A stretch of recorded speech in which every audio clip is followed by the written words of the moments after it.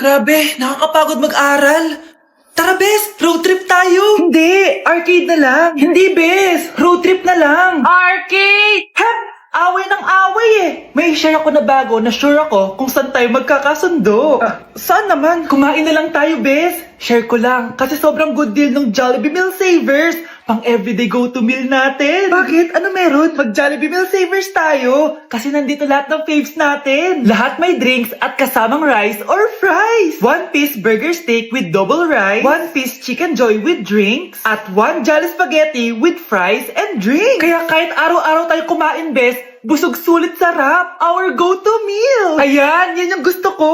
Kinikrave ko yung burger steak with double rice. Makakatipid na, mabubusog pa tayo. Diba? Kapag cravings mo yung go-to mo, tapos wak sa araw-araw, sulit talaga. Kaya tara na, Bes, gutom na ako. Excited ka masyado. Libre mo ako next week, ha? Sige, Bes, go. Basta, Jollibee Meal Savers, ha? Go! Wow, ganda! Nay! Nay! Bakit ba anak? Ano ba naman yan, Nay? Tanghali na, wala pa rin pagkain. Wait lang anak, busy pa ako. Mamaya ka na ha. Oh, pati ref natin wala na rin laman, Nay. Oh, anak, mag-grocery ako. Mamaya ka na. Nay, ano ba kasi ang ginagawa mo ha? Nag-add to cart lang ako dahil 12-12 Paskong Panalo sale na sa TikTok Shop starting December 6 to 12. Open mo lang ang TikTok app and click the shop icon at hanapin ang on-trend banner to claim your 12-12 exclusive coupons. You can enjoy up to 100% free shipping vouchers nationwide and returns. At sa mga first-time users dyan, you can get a chance to get no minimum spend discount voucher. At meron pang flash sale up to 80% off with exclusive 12-12 price and limited time deals. At di lang yun, sa mga brand channels, may new arrival and special offer just for you. Sige Nay, mag-add to cart na rin ako. Oo anak, at kayo din. Sabay-sabay na tayo mag-check out this 12-12 Paskong Panalo sale ng TikTok Shop. O sige na Nay, magluto at maglinis ka na doon. Oo na, eto na. Nay, mahal dito. Hi ma'am, welcome to Starbucks. Can I get your order? Isang kape nga. Anong size po? Yung pinakamalaki. Ah, you mean 20 ma'am? Basta yung malaki. 20. 20 ka ng 20? Wala ka pa sa 20 mo. Basta yung malaki. Okay, isang 24 ma'am. Yun lang po ba? Anak, ano sa'yo? Anay, yung akin ice caramel macchiato with 2 shots of white mocha and sa brevet. Tubig na lang daw yun sa kanya. Lu, baka gusto nyo mag-add ng tinapay ma'am. Syempre mag-add ako. Ano ba to? Coin, ano yun? Ah, you mean Queen Aman, ma'am? Ah, oo yun. Alam ko naman. Nakalimutan ko lang. Your total is 1,200 po, ma'am. 1,200? Yun lang? Modest ka siguro, no? Asa na manager mo? Ako po yung manager, ma'am. Ang mahal-mahal ng kape nyo. Sa amin nga, 14 pesos lang yan. Ko, di ba meron dyan ginto? Ang dami nyo nasa menu, oh. Pare-pares lang naman lasa niyan. Ewan ko ba, bakit ang dami-daming tao dito? Pumipila pa. Kala mo naman napakasarap ng kape. Ang mahal naman. Eh, di sa inyo ka magkape? Sino ba nagsabi pumunta ka dito? Ang haba na ng pila, oh. Ano, pabayaran mo ba to? Pa-void na lang. Sa amin na lang ako magkakape. 3-in-1. Number 10. Last question na to, class, ha? 10 points to. Sana madali lang itanong ni ma'am. Mukhang mapaperfect ko to ah. Ano? Ang full name ni Jose Rizal. Full name? Akala ko full name niya na yun. Dinuro ba yan ni ma'am? Kung nakikinig talaga kayo sa discussion natin, alam nyo kung anong full name niya. Alam ko lang yung full name ng crush ko. Ano ba kasi full name niya? So wala palang nakikinig sa akin, ha? Sige, perfect sa exam ang makakasagot sa akin. Ah, ma'am, alam ko po. Okay, Cheska, ang full name ni Jose Rizal ay Jose Protasio Rizal Mercado y Alonso Rialonda. Very good! Perfect ka na, ha? Yes, thank you, ma'am. Ma'am, bakit pa ba namin kailangan pag-aralan yung full name ni Rizal? Itatanong ba yun sa amin kapag mag-a-apply na kaming trabaho? Oo nga, ma'am. Parang di naman kailangan pag-aralan yan. Perfect na sana ako, eh. Pinag-aaralan natin siya kasi marami siyang nagawa at naiambag sa bayan natin. Eh, kayong dalawa, ano naiambag nyo? Di ba puro lang kayo reklamo at panigat sa bahay? Sabi ko nga po, ma'am. Anak, binilang kita ng bagong school shoes mo. Nay, okay pa naman yung shoes ko ah. Eh, nakita ko kasing punit na yung gilid ng sapatos mo, anak. Baka mahirapan ka maglakad. Thank you, Nay. Anak ko, para sa'yo. Hala, Nay, hindi mo naman po kailangan gumastos para dito. Kita ko kasing nahihirapan ka sa research nyo. Sana makatulong yan, anak. Thank you so much, Nay. Nasaan na yun? Be, nasaan na introduction mo? Hello, Choppy ka! Aray, kinagat po ako na lumok.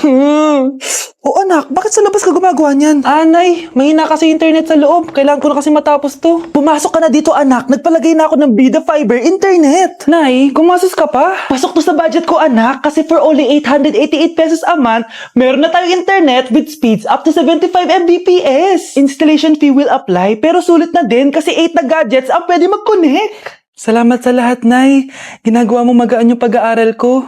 Di bali, Nay, makakabawi din ako sa inyo. Love you, anak! Anak!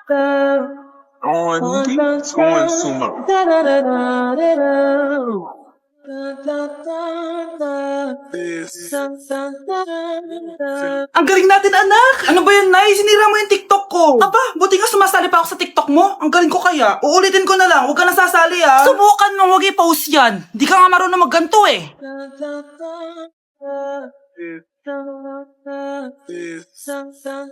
Anak, huwag ka tumingin. Anong klaseng ina yan? Ganyan tinuturo sa anak niya. Tara na nga. Bahala ka na nga dyan. O, di ba ang smooth? Anak? Anak! Ganda ko dito, oh. Sino yun? Nasaan na yun? Bata, okay ka lang ba? Kanina ka pa kasi nakatayo dyan, eh. Pwede mo ba ako tulungan? Tulungan saan? Nawawala kasi yung kwintas ko. Dito ko yun nawala. Bigay kasi yun ng nanay ko sa akin, eh. O sige, tara. Saan mo ba kasi yun uling nakita? Dito lang yun, banda sa puno. Kwintas? Kanina pa ako paikot-ikot dito sa punong to. Wala namang kwintas, eh. Sure ka ba?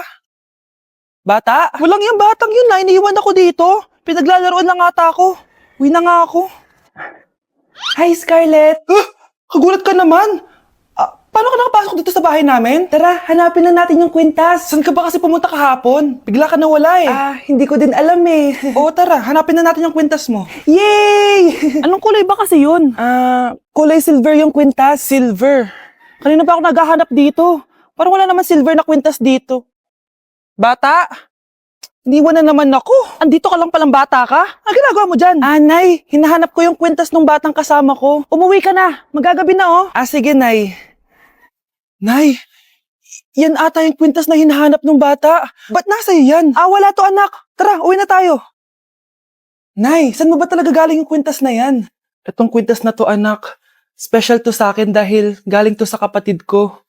Kaso, namatay siya nung 9 years old siya. So, yung bata kanina, siya yung tita ko na namatay? Oo, anak. Siya lang ang may favorite sa akin. Mga magulang namin, ayaw sa akin. Kaya sobrang mahal ko yun, anak. Ang lungkot naman pala, Nay. Sobrang sakit lang. Sorry. Tama na yun, Nay.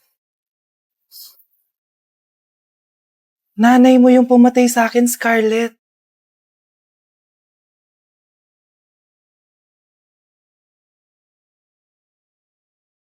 Anak, maganda ka na. Dadating yung mayaman kong boss. Sige po, Nay. Alimos po. Umalis ka nga dito. Baka makita ka pa ng boss ko. Sige na po. Pangkain ko lang po. Gutom na ako eh. Lumayas ka na. Ang dumi mo. Huwag ka nang babalik dito, ha. Ito. Bili ka ng pagkain. Masasama talaga ugali ng mga yan. Thank you po. Pagpalain po sana kayo. Sige na. A few moments later.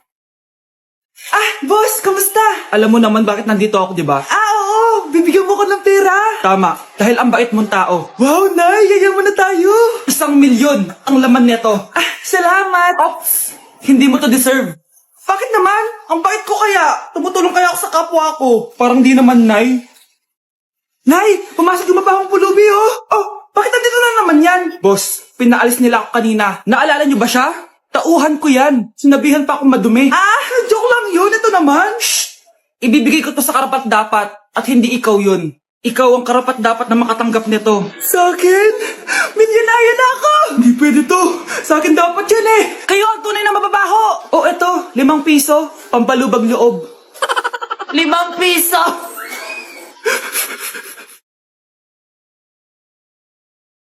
Bakit nawawala ang laman ng class funds, ha? Sinong kumuha na ito?